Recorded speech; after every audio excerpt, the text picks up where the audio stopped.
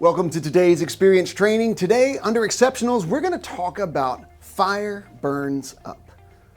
Fire burns up. That means we're going to look at two fundamental truths. Number one, fire burns up, but number two, culture trickles down. So answer a question for me. If you were in a, let's say, 20-story building, and there was a fire on floors 8 through 11, would you rather be on the 4th floor, so below the fire, or on the 18th floor, above it? You have to be on, you can't say outside the building. You have to be 4th floor or 18th. Work with me, people.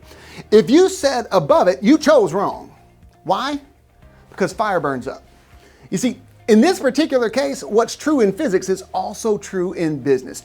Passions, whether they be positive or they be negative, passions that consume the rank and file of a company's employees will ultimately make their way to the higher offices. Whether it's unchecked and unhealthy competition on the sales floor or it's frustration with the resources and the communication, one thing is absolutely true: unhappy employees equal unhappy guests.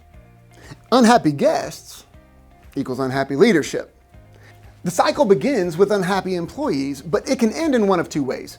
Number one, the first option would be leadership tightening the screws. Tightening the screws on employees, saying, this is what we're going to do, and that perpetuates the issue. It makes things worse. But thankfully, there's a second option, which is leadership understanding and ultimately leading employees out of a dangerous or threatening situation. We've established the first truth. Fire burns up, but what does that have to do with the second truth? And that second truth we said is culture trickles down. Well, imagine with me, if you will, a pyramid of champagne glasses, right? A big one. Big pyramid champagne glasses. The top glass is filled and it's allowed to overflow. And that overflow fills every glass below it. And each glass at each level is continuously filled by the levels above. It's all about overflow. Each glass can only receive what comes from above. Think about this. Whatever fills or occupies any one of those glasses will inevitably, necessarily be passed on. Even if it's diluted, even if it's not as concentrated, it will still make its way to every level below. Then, the glass in the middle that had just a little bit of mold is now officially passing its contents to every glass that is below it. That's how it is with leadership. The contents that are getting passed on from one level to the next, those are the ingredients that define your culture. So what's getting passed down?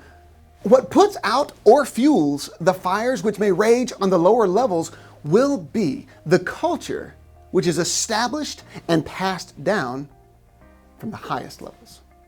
If you're not in leadership, understand this, and this is a big one. If you're not in leadership, are you fueled by positive or negative emotions regarding your work? Because you're impacting people around you, especially if you're in leadership. If you are in leadership of any capacity, what's in your cup? Because fire can be destructive. Fire can represent destruction, but it can also represent life. And whichever fire your culture fuels, know this: fire burns up.